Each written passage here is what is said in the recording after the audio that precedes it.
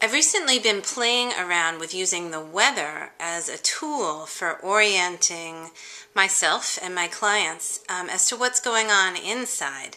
So in those moments when you feel really disoriented or confused or kind of adrift, the weather and what's literally going on outside your own window can anchor. How this would look is if you feel stuck or you feel confused, you literally glance outside your window and you see what's going on in nature. Are there gray clouds? Is it windy? Is it overcast? Is it sunny?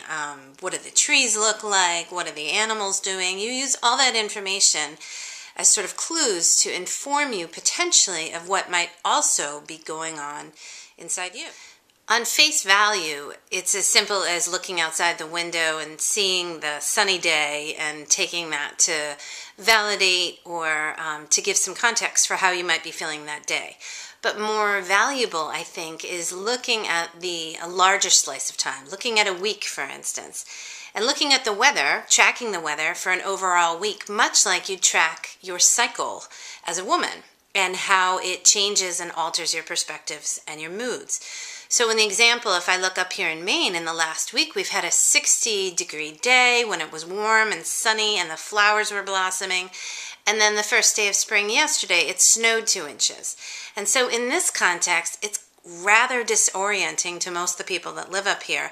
We get frustrated. A lot of people are impatient. It was like a carrot being dangled in front of us.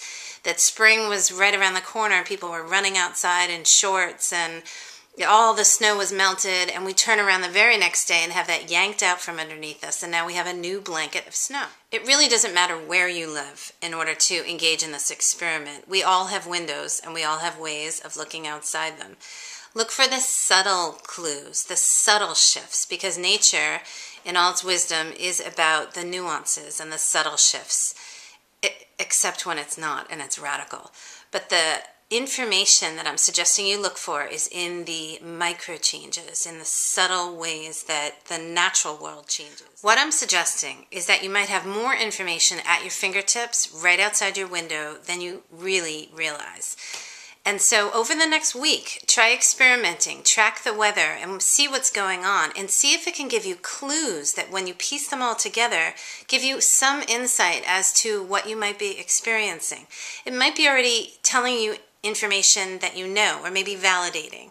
It might also open up a whole new way of understanding where you are and what might be going on for you. And so with that information can come some latitude, some grace, and a little bit more information that you might make choices. This is really an invitation to see us as the animals that we are and how sensitive we are to our environments. So play with it, experiment with it, try it on, and see what you learn, and then let me know.